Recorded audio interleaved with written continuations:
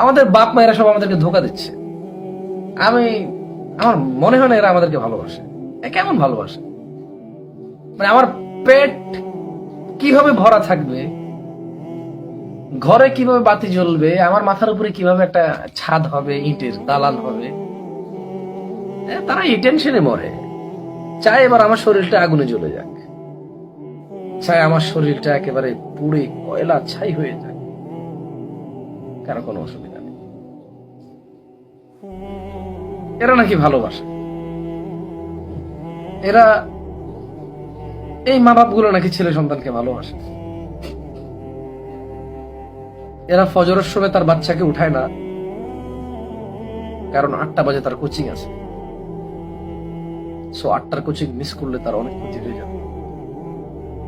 ফজর মিস করলে ওর ক্ষতি হবে না। কিছু কিছু বাবা আছে, ফজরের সালাত আদায় করো, তাদের বাচ্চাদেরকে জাগায়, আব্দুল্লাহ ওঠো। মা ওখান থেকে বলে, এখন জাগায়ও না, রাত 12টা পর্যন্ত পড়ে ঘুমাইছে, 8টা বাজে আবার কোচিং আছে। ইন্না লিল্লাহি ওয়া ইন্না ইলাইহি রাজিউন। ইন্না লিল্লাহি। বলেন তো এই মা নাকি তার বাচ্চাকে ভালোবাসে? মিথ্যা ভালোবাসা।